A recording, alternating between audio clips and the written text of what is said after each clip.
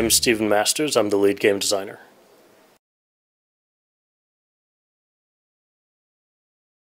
We made special attention, or we put special attention on making sure that people like you who've never played it before are going to have a really easy time understanding the story and getting up to speed with where we are. So at the very beginning of the game, we'll explain everything about what's happened so far. And we'll get you straight in and learning from the very beginning how to play Assassin's Creed 3. So we have extensive tutorials to make sure you understand the controls, and there's a whole section at the beginning that we haven't even talked about that people are going to be really excited about. We haven't seen it yet. Nope. Okay. When we came to the American Revolution, we wanted to make sure that we portrayed the frontier, the forest environment. It's this untamed wilderness. And, part of that was making sure that there was enough life inside of the forest. So we had to make animals. We had to bring a different type of life that we've never done before.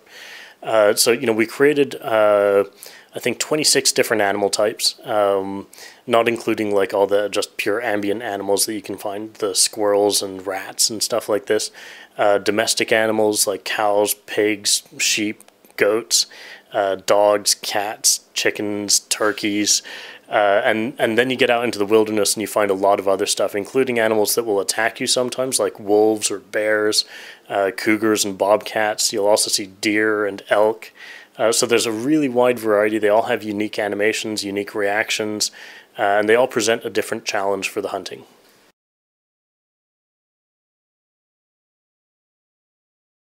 In the frontier, there's a lot of special little places that we put in that are just interesting places to explore and find. And there's almost always going to be something cool there to pick up.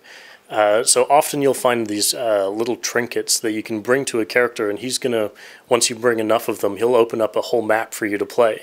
So we've made sure that all of the collectibles have a real purpose inside of the system as well.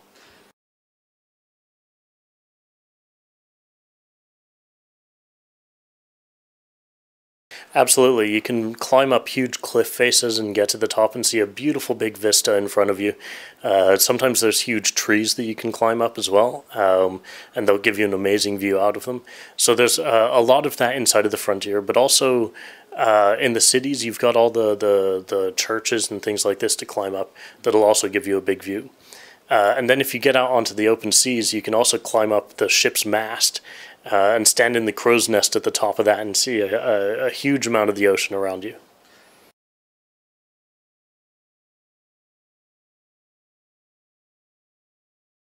Our historian and our writers work together to make sure that we're as accurate as possible with the history. So we know where people are, what they're thinking, what they're doing, and we'll represent that in their characters. We'll make sure that they're present at the right events, and we also want the player to be there for the big moments, the important moments of the history. So the big battles that happen, like the Battle of Bunker Hill, the Battle of Chesapeake Bay, you're going to be there and you're going to be inside of that experience. You're also going to be at events like the Boston Tea Party. So, you'll experience all the critical moments of the American Revolution. Boston, for example, was occupied by the British, but they didn't always have complete control over the city. So at certain times of the game, you'll have both redcoats and bluecoats inside of the city. And they'll fight each other. You can drag them into conflict, and they'll end up fighting each other and ignore you after a while.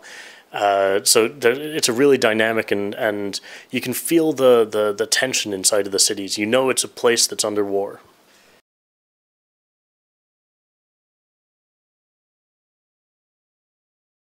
Connor is fighting for freedom and fighting for basically for the assassin's ideals of freedom of self-expression. So he's not on one side or the other. He'll have targets on both sides of the war.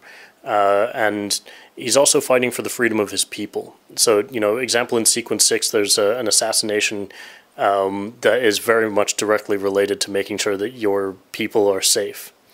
So in the gameplay, you can end up in a fight against redcoats, you can end up in a fight against bluecoats. You can fight both at the same time, but the redcoats and the bluecoats will be fighting each other.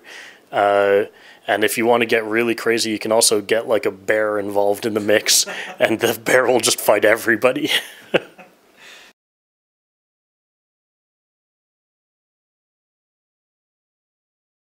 with the new era and the new hero comes a whole bunch of new capabilities. One of my favorites is the ability to assassinate on the move. Previously, when you assassinated somebody, you would sort of just stop and watch the animation and then be able to move afterwards. But now, if you're holding down the attack button as you run into somebody, you'll assassinate them and you'll keep moving, and it's really fluid. It's really dynamic. You'll be able to turn out of it, so you maintain control all the way through it. So along with that, we have a bunch of new tools, from the bow to the pistols, the trip mines and snares. So there's a bunch of different ways of playing the game, and we've also added a bunch of new stealth possibilities. So crouching down inside of low vegetation, taking cover on the corner of walls, and abducting people behind those from there. We've also upgraded the blending system. Yeah. So, really we've spent 3 years rebuilding all of our core gameplay to give you as many new ways of playing as possible.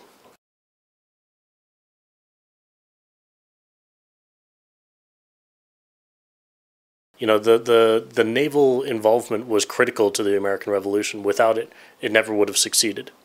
So we felt that since it was so critical to the history, we had to treat this, and so it was born. That's where the desire to try the prototypes and to start building it came from. It was kind of a risky element for us to try. It was something that we didn't know it was going to work.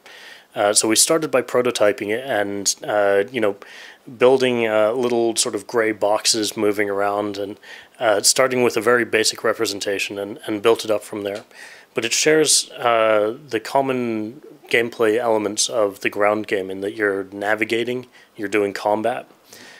So in that sense, it fits with the paradigm of an action-adventure and what you expect when you buy this kind of game. Yeah. It's not... It feels fresh and it feels different, but it's not completely alien, right? Okay. So it fits well within the gameplay paradigms, and it gives us a really expansive and spectacular way of addressing the history. Yeah, okay. Thank you very much. Great, thank you.